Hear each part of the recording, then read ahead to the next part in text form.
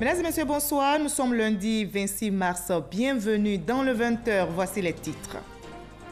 L'un des plus grands rendez-vous du secteur privé africain, Africa CEO Forum, s'est ouvert ce lundi à Abidjan en présence de plusieurs personnalités, dont les présidents ivoiriens, zimbabwéens et ghanéens, thème de la 6e édition Champion africain, l'heure de la transformation.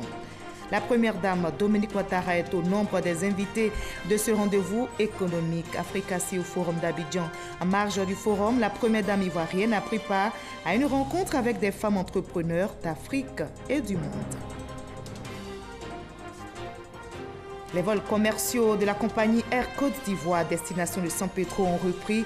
L'aéroport est ouvert après 7 mois de travaux de réhabilitation de la piste d'atterrissage. Air Côte d'Ivoire a transporté plusieurs passagers, dont des opérateurs économiques. S'agit de vote en Égypte. Les Égyptiens sont aux urnes depuis ce lundi jusqu'au 28 mars prochain pour élire leur président. 2 candidats sont en liste, dont le président sortant Abdel Fattah al-Sisi, assuré d'une victoire pour un second mandat. Soyez les bienvenus sur RTI 1. Le Ghana et la Côte d'Ivoire affichent leur unité pour la défense de l'économie cacaoyère. Les deux pays viennent de signer un accord. Le président Alassane Ouattara et son homologue ghanéen Nana Akufo-Addo se sont rencontrés en marge de la 6e édition de Africa CEO Forum, ouverte ce lundi dans la capitale économique ivoirienne. Cet accord, dit Déclaration d'Abidjan, est rapporté par Jérôme Kofi Abolin.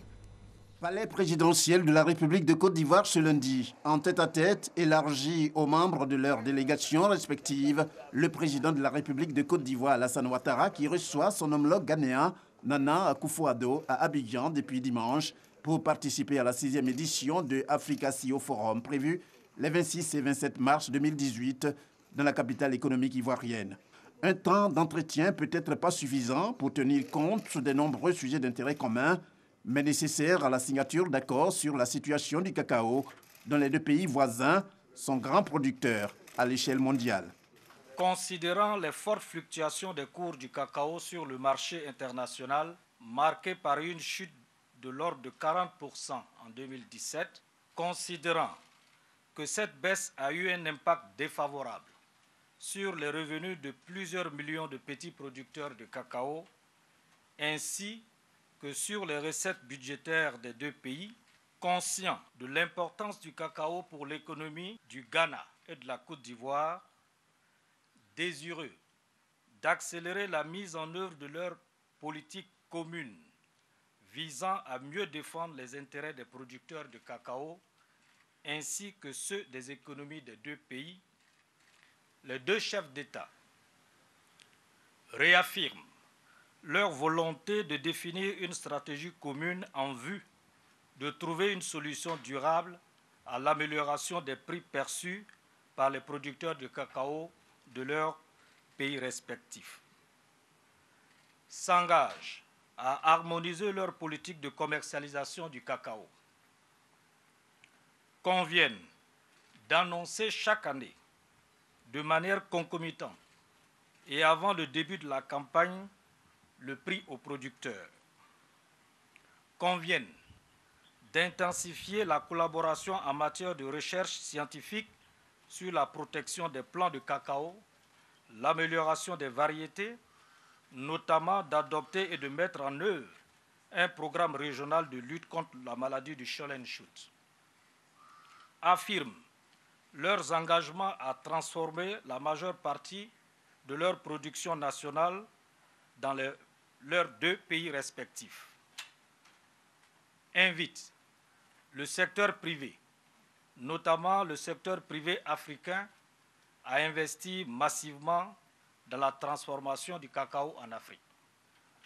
S'engage à promouvoir conjointement la consommation du cacao sur les marchés locaux, régionaux et émergents. Décide que la concertation entre les deux pays sur la gestion de leur filière cacao se fera de façon régulière. Le Ghana et la Côte d'Ivoire, deux pays liés par leur histoire de voisinage, et chaque fois qu'ils se retrouvent, les présidents Alassane Ouattara et Nana Akufo-Addo font montre de leur détermination à continuer à œuvrer ensemble en vue de la préservation de l'héritage légué par leurs progéniteurs spirituels que sont Kwame Nkrumah et Félix Houphouët-Boigny. Et les deux chefs d'État ghanéens et ivoiriens ainsi que le président zimbabwéen ont pris part à la cérémonie d'ouverture de la 6e édition de Africa CEO Forum. Notez que le président Alassane Ouattara a, juste après la cérémonie d'ouverture, il s'est entretenu avec le secrétaire d'État français auprès du ministre de l'Europe et des Affaires étrangères. La question de coopération bilatérale a été évoquée, comme nous l'explique Mahama Traoré. Ces derniers mois, les relations ivoiro-françaises se sont intensifiées et à chaque fois que l'occasion se présente, les deux parties ne manquent pas de les passer en revue. Comme ce lundi 26 mars, jour de l'ouverture du forum dédié aux patrons africains. Le président Alassane Ouattara a ainsi échangé avec Jean-Baptiste Lemoyne, secrétaire d'État français, auprès du ministre de l'Europe et des Affaires étrangères. Entre autres sujets évoqués, la lutte contre le terrorisme et le projet de métro d'Abidjan. Vous savez que la France a été encore touchée par un drame il y a quelques jours et nous sommes heureux de voir combien la Côte d'Ivoire est engagée sur ce terrain-là avec la mise en place d'une académie internationale de lutte contre le terrorisme, sur un projet sur lequel la France et la Côte d'Ivoire travaillent de concert et seront amenés d'ailleurs, je pense, à élargir les partenariats. Je suis aussi ici pour continuer à avancer dans la réalisation de ce beau projet qu'est le métro. Vous le savez, les deux présidents sont très engagés sur ce dossier-là et maintenant il nous appartient avec les ministres concernés de faire en sorte que le projet enclenche bien. Pour rappel, c'est fin novembre que les présidents Alassane Ouattara et Emmanuel Macron ont lancé les travaux de construction de la première ligne du métro d'Abidjan. Cette ligne ralliera les communes d'Anyama et de Port-Boué et devrait transporter environ 500 000 personnes par jour. Voilà un reportage réalisé pour vous par Awa Touré et Mahama Traoré. Après l'entretien avec le président Alassane Ouattara, le secrétaire d'État français Jean-Baptiste Lemoyne a été reçu par le Premier ministre Amadou Gon Coulibaly pour une séance de travail à l'Hôtel Ivoire. Les deux personnalités ont évoqué la coopération entre leurs pays.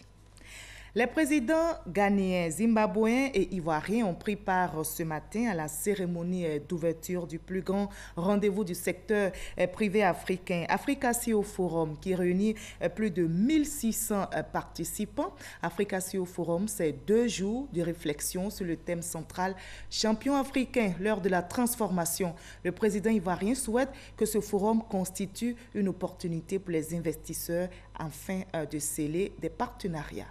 On en sait plus avec Awa Touré.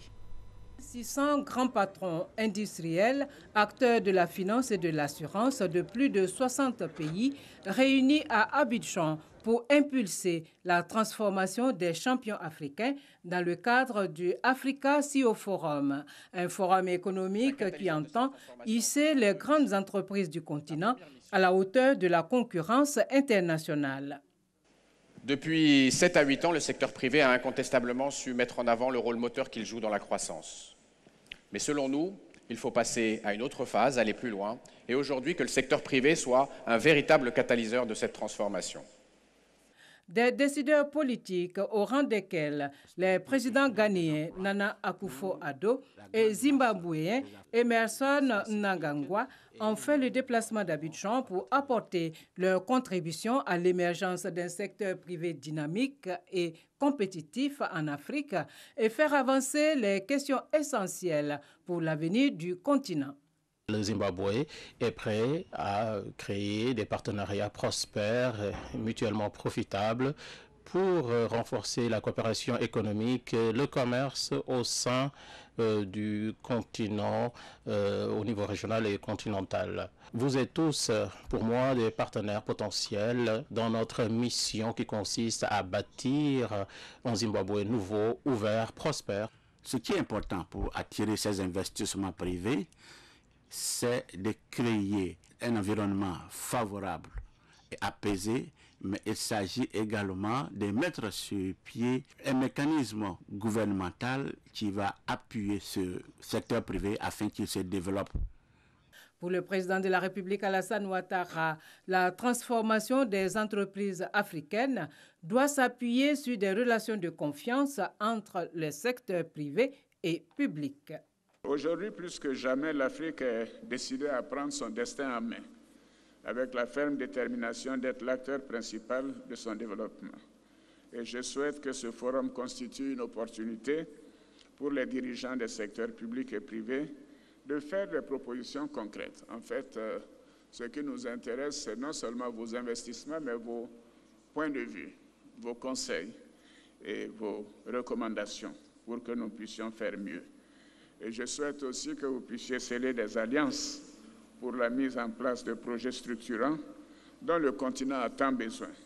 Et ceci est nécessaire pour la transformation et donc le développement de notre continent. Je voudrais inviter les dirigeants d'entreprises à venir nombreux en Côte d'Ivoire et sur le continent pour investir. Le continent a d'énormes potentialités et la Côte d'Ivoire en particulier en offre également.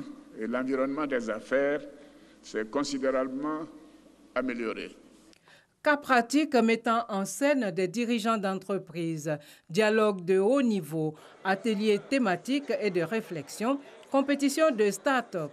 Ce sont là les grandes articulations de ce 6e Africa CEO Forum. Et la première dame Dominique Ouattara est aussi au nombre des invités de ce rendez-vous économique Africa CEO Forum d'Abidjan. En marge de ce forum, la première dame ivoirienne a pris part à une rencontre avec des femmes entrepreneurs d'Afrique et du monde. Explication détaillée avec Viviane Aimé. Forte de son expérience d'épouse, de mère, de femme d'affaires, d'acteur humanitaire de premier plan et d'épouse de président de la République, la première dame de Côte d'Ivoire, Dominique Ouattara, était incontestablement la vedette de cette rencontre avec les femmes entrepreneurs venues d'Afrique et du monde pour participer à cette 6e édition d'Africa CEO Forum ouvert ce lundi matin ici à Abidjan. Rencontre dans le cadre de la plateforme Women Initiative lancée par le magazine Jeune Afrique pour promouvoir le leadership féminin en Afrique et dans le monde arabe. Auréolée de ses succès dans les divers projets qu'elle a menés, la première dame de Côte d'Ivoire était invitée à partager son expérience de femme entrepreneur qu'elle a été et de première dame, épouse de chef d'État qu'elle est désormais. Je voudrais partager quelques réflexions avec vous et vous dire que pour réussir dans votre vie professionnelle, il est primordial de garder l'esprit d'équipe. En effet, lorsqu'on réussit sa carrière professionnelle, il est important de ne pas oublier nos autres sœurs, avec qui nous avons été unis dans les moments difficiles. Tendez-leur la main et donnez-leur la chance de vous accompagner. Je vous recommande enfin de privilégier la compétence, qui est essentielle à la réussite, et surtout, de réussir pour vous-même. Un aussi riche parcours ne peut aller sans susciter admiration, mais aussi curiosité quant à son secret pour assumer tant de rôles à la fois. Mon premier travail, c'est d'abord de m'occuper de mon époux, de savoir ce qu'il va porter le matin. Et je crois qu'on peut être femme au foyer tout en travaillant. Le matin, je m'occupe de ce que je disais, de ce que va porter mon époux en fonction des rendez-vous qu'il a. Ensuite, je m'occupe aussi de ce qu'on va déjeuner et ce que lui-même va déjeuner avec ses hôtes de marque. Ça, c'est important. Ensuite, je vois l'intendant et je commence seulement ma journée. Pour développer nos activités, pour être des leaders demain, si nous n'avons pas accès au financement et au marché, on pourra difficilement réussir nos paris. Soyez celle qui va donc défendre cette cause au niveau des chefs d'État qui sont là d'abord et aux autres qui ne sont pas là. Vous avez raison, j'en parle souvent avec mon époux. Je trouve que la place des femmes devrait être de plus en plus importante. Nous sommes d'accord que maintenant la femme est l'égale de l'homme. C'est accepté par tout le monde, mais en même temps, il faut qu'on puisse les aider, leur donner un coup de pouce. Et j'en parle régulièrement avec Alassane en lui disant mais il faut absolument qu'on fasse la part un peu plus grande aux femmes parce qu'elles n'ont pas de financement, parfois elles ont des problèmes, on leur barre la route. Donc vraiment, je voulais vous dire que je suis tout à fait d'accord avec vous. Rencontre informelle marquée par des échanges directs entre la Première Dame et les nombreuses participantes. Si elle a eu pour cadre le 23e étage de la tour, en marge des travaux du forum, la Première Dame de Côte d'Ivoire a tout de même saisi l'occasion de sa présence à l'Hôtel Ivoire pour faire une visite des stands d'exposition de plusieurs entreprises présentes à cette 6e édition d'Africa CEO Forum. Et Africa CEO Forum réunit plus de 1600 participants, dont des industriels, des acteurs de la finance et de l'assurance, des bailleurs de fonds, mais aussi des personnalités politiques. Pour cette 6e édition, ils envisagent de poncer des plans d'action pour favoriser la transformation des grandes entreprises du continent africain. Le reportage de Cheikh Koné. Il y a 2 ans, presque jour pour jour, Abidjan abritait la prestigieuse conférence annuelle du secteur privé africain, l'Africa CEO Forum. Une édition qui a connu un franc succès. L'édition 2018, la 6e du genre, s'annonce déjà fructueuse avec une participation de près de 1600 dirigeants d'entreprises et experts du monde des affaires, dont 80% viennent de l'extérieur. Un record sur toutes les 5 précédentes éditions. Devenue aujourd'hui l'un des grands rendez-vous du secteur privé africain, cette édition de l'Africa CEO Forum s'annonce pleine de promesses et d'idées innovantes pour le développement du continent. Un enjeu de taille. C'est toujours une belle opportunité pour les dirigeants du monde de l'entreprise africaine de se retrouver pour faire un point, pour échanger et pour voir comment est-ce qu'on peut faire évoluer nos économies. L'Afrique donc est au cœur de notre stratégie pour les prochaines années et ce type d'exercice est extrêmement important pour nous. C'est au cœur du sujet parce que nous pensons que les partenariats publics-privés sont absolument clés pour développer les activités d'infrastructures dans les prochaines années. Les champions africains, l'heure de la transformation a sonné. Thème retenu pour la 6e édition replace au cœur des stratégies de développement de l'Afrique l'émergence de jeunes pousses africaines, car les investissements dans l'émergence de champions restent encore très peu nombreux. En 2016, seuls 184 800 milliards de francs CFA ont été investis dans les start-up africaines, 10 fois moins qu'en Inde. Quand vous savez la mission qui nous a été confiée de transformer la Poste, donc c'est bien le rendez-vous qui peut participer à nous aider dans notre mission. Donc socialiser, partager, écouter, copier des best practices et permettre d'avoir quelques idées pour redynamiser l'institution dont nous avons la charge. Cette année, le pays à l'honneur est le Nigeria avec la plus grosse délégation. L'économie nigérienne en récession depuis quelques années a su trouver les leviers de croissance pour maintenir le cap. Cette résilience va certainement servir de modèle pour inspirer d'autres pays du continent à travers ce forum. Et Africa CEO Forum, ouvert ce lundi à Abidjan, refermera ses portes demain mardi 27 mars. Et si vous désirez faire un tour à San Pedro, le voyage par voie aérienne est désormais possible. L'aéroport est ouvert après 7 mois de travaux de réhabilitation de la piste d'atterrissage. Les vols commerciaux de la compagnie Air Côte d'Ivoire à destination de la ville ont repris. À bord de ce premier vol, plusieurs passagers, dont des opérateurs économiques. Mamadou Kwasi. Comme promis par le ministre des Transports, Amadou Koné, l'aéroport de la ville de San Pedro a accueilli dans la soirée du vendredi 23 mars 2018 le premier vol de la compagnie Air Côte d'Ivoire. Un vol commercial et inaugural après 7 mois de travaux de l'aéroport. Sur ce vol, plusieurs passagers dont des stars de la musique ivoirienne. Mais on est toujours content de voir que nos infrastructures se remettent en place. C'est une bonne nouvelle pour tout le monde et surtout nous qui voulons mettre en place une tournée à l'intérieur de la Côte d'Ivoire. Voir des aéroports fleuris comme ça va nous faciliter la tâche et j'ai vu la joie de tout le monde dans l'avion de pouvoir atterrir de nouveau à San Pedro. C'est la première fois que je viens à San Pedro. Normalement j'habite à Abidjan et surtout à Abidjan il parle beaucoup de San Pedro. Il dit que voilà, San Pedro c'est une très bonne ville pour passer les vacances. Une véritable satisfaction pour les agents, longtemps restés en inactivité. Actuellement, nous sommes vraiment heureuses parce qu'après 7 mois restés à la maison, aujourd'hui nous reprendrons le travail et c'est avec beaucoup de satisfaction. Déjà qu'on retrouve nos passagers et qu'on voit nos Q400 atterrir à San Pedro après 7 mois, c'est vraiment une joie pour nous. Le responsable local de RTI Publicité a saisi l'occasion de ce premier vol pour inviter les opérateurs économiques du district du Bassa-Sandra à utiliser les canaux de la RTI pour la promotion de leurs activités ainsi que de leurs produits. Plus besoin d'aller jusqu'à Abidjan pour acheter des spots publicitaires. Si vous soyez à Meyagui, à Grand Biribi, à Soubré, à Gagnoa, dans le Bassa-Sandra, vous pouvez acheter les spots à l'agence RTI qui est située au niveau du centre culturel. Et puis ici, il y a une exception, c'est qu'il y a une réduction allant jusqu'à 50%. À partir de ce vendredi 23 mars 2018, l'aéroport de San Pedro va accueillir au quotidien un vol de la compagnie Air Côte d'Ivoire. Et nous poursuivons notre voyage par la magie de l'image pour voir cette rencontre du commandant supérieur de la gendarmerie, le général de division Nicolas Kouakou, avec ses hommes et les populations. Il a entamé une tournée pour tenter de comprendre les raisons des attaques contre des brigades de gendarmerie. On retrouve Mamadou Kwasi. Le général de division Nicolas Kouakou à la rencontre de ses hommes et des populations. À San Pedro, ce sont les gendarmes du district du Bassa-Central qui ont échangé en premier avec le responsable de la gendarmerie nationale.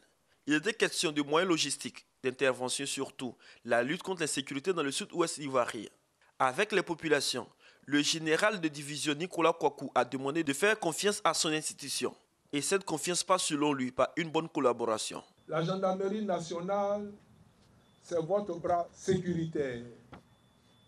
La gendarmerie nationale, c'est l'instrument chargé de veiller à la sûreté et à la tranquillité publique. C'est pourquoi d'ailleurs, dans notre disposition, le maillage territorial, nous devons être présents à tous les coins et recoins de la Côte d'Ivoire. Pour les différents actes d'incivisme que subit la gendarmerie nationale dans plusieurs villes de Côte d'Ivoire, la chefferie traditionnelle, les chefs coutumiers, les leaders de jeunes et les guides religieux ont fait des propositions. Des propositions qui portent sur la communication sur les résultats des enquêtes et des sanctions contre les auteurs de ces actes de vandalisme. Le commandant supérieur de la gendarmerie nationale a invité l'ensemble des populations à être des ambassadeurs de paix afin de préserver la paix sociale mais aussi les acquis du développement.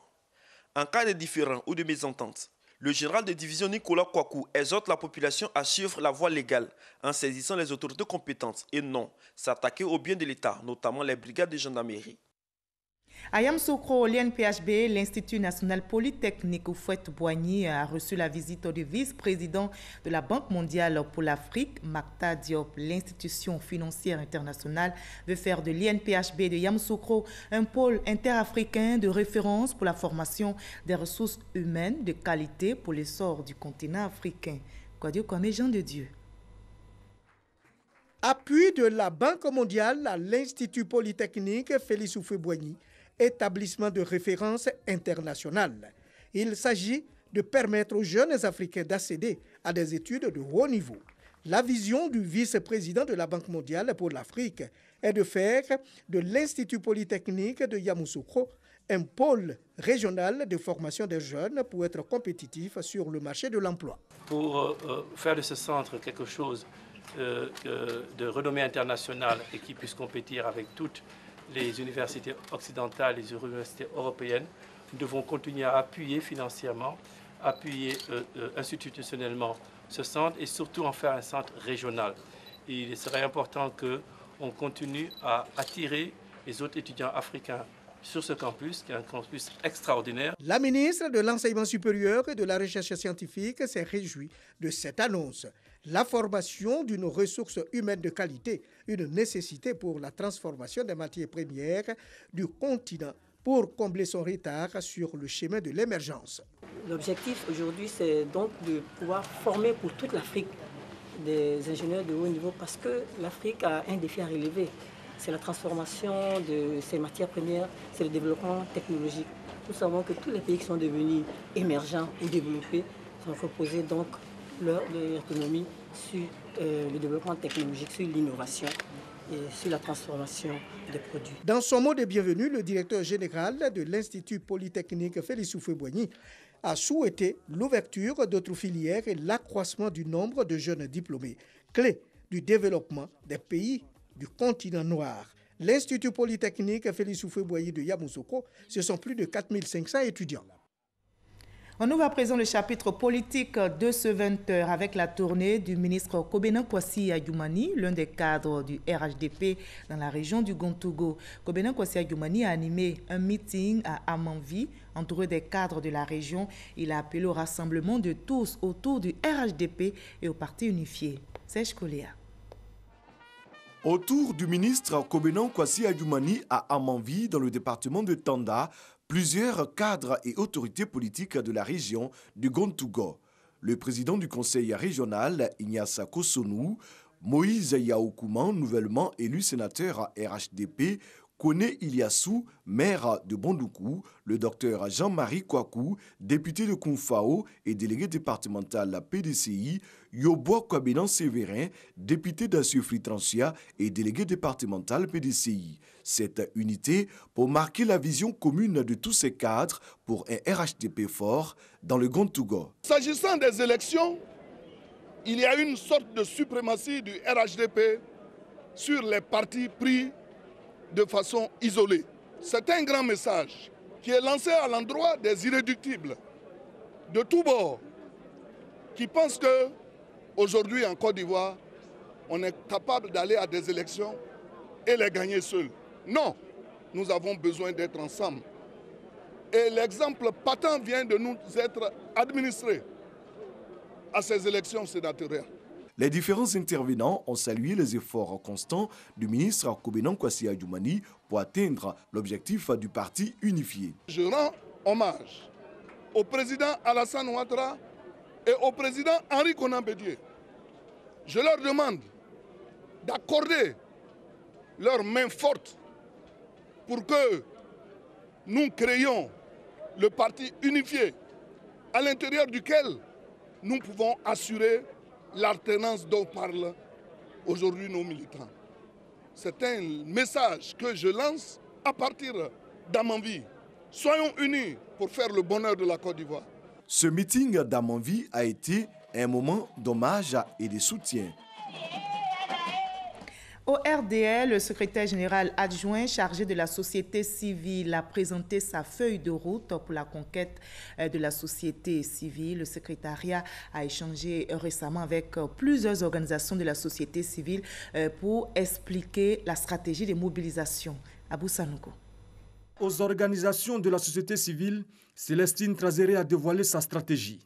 La secrétaire générale adjointe du RDR, chargée de la société civile, a mise sur le porte-à-porte pour mobiliser de nouveaux militants pour son parti. Nous allons rentrer dans les maisons, dans les hameaux, dans les villes, dans les campements, dans les villages pour demander à chacun de se tenir la main, de nous tenir la main, afin que nous ayons une Côte d'Ivoire unie. Des engagements pour faire du RDR la première force politique du pays. À cette cérémonie, de nombreux cadres du parti, en l'occurrence Joséphine Ouattara, présidente des femmes républicaines, Sarah Sako Fadiga, la chancelière du RDR. Elles ont invité les organisations de la société civile à mettre tout en œuvre pour la bonne marche du parti dans la paix et la cohésion sociale. Ces jours de vote en Égypte, plusieurs électeurs sont appelés ce lundi aux urnes pour le premier tour de l'élection présidentielle avec deux candidats en compétition, dont le président sortant Al-Sisi qui est assuré d'une victoire pour un second mandat. Herman Givi. Élection présidentielle en Égypte ce lundi matin. Ils sont environ 60 millions d'électeurs sur près de 100 millions d'habitants que compte le pays, appelés aux urnes sur un délai de 3 jours. En course dans ce scrutin, l'homme fort du pays, candidat à sa réélection, le général Abdel Fattah al-Sisi, 63 ans, et son rival, Moussa Mostafa Moussa, 65 ans, chef du parti libéral Al-Ghad. Au nombre des premiers à voter ce matin, le général Abdel Fattah al-Sisi, son rival, Moussa Mostafa Moussa, a également voté au Caire, soutenu par les vivas de ses partisans.